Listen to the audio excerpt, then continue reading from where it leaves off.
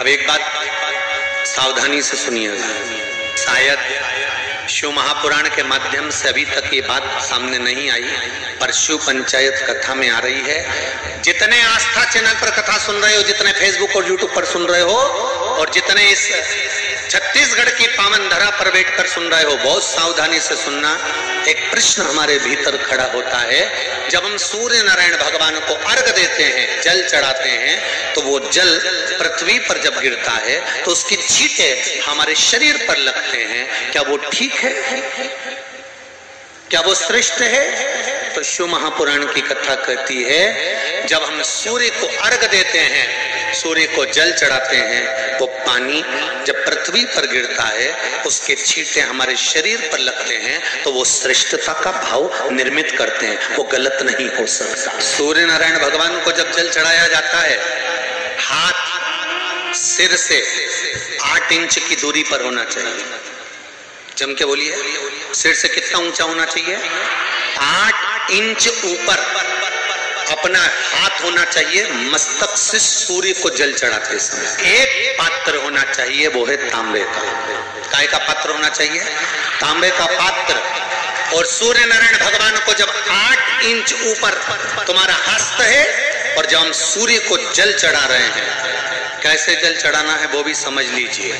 अगर कोई कैंसर का मरीज है, जिसके चेस्ट में कैंसर आ गया हो, लेफ्ट में राइट में कहीं पर कैंसर आ गया हो, या कोई गठान आ गई हो, तो महाराज आप जल चढ़ाते समय उस जल की धार को सूर्य भगवान को जब चढ़ा रहे हो, तो धार आपकी गठान की ओर जाना चाहिए, जिससे सूर्य की किरण उस जल में से आपके उस स्थान पर पड़े, उस जगह पर पड़े जहां पर गठान है।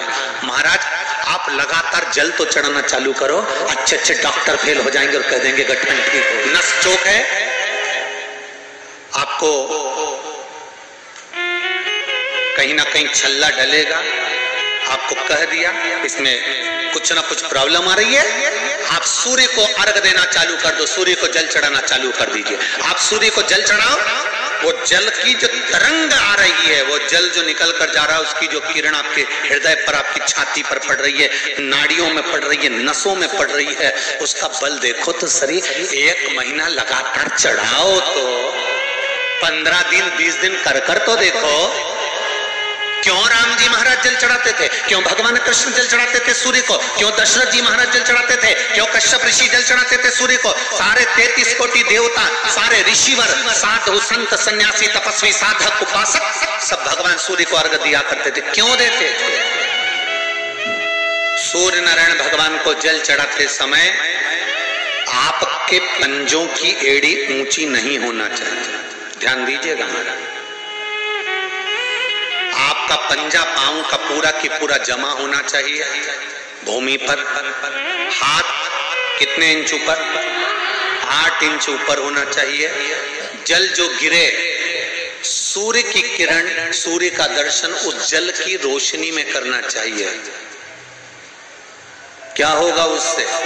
जिस बच्चे को आंख में चश्मा लगा हो, मोटे से मोटा चश्मा लगा हो, छूट नहीं रहा हो, तो थोड़े दिन उसको सूर्य का अर्घ चढ़वाना चालू कर दो, और जल में से सूर्य का दर्शन कराना चालू कर दो।